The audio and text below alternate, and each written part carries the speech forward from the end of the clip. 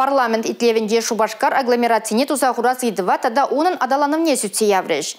Он бітімледе ветерах влаш организм вале шре узугурмалы сенюсем хадырлеш. Итлевече ваш республикин патшалық канашын председателя Леонид Черкесов ерте бұджа.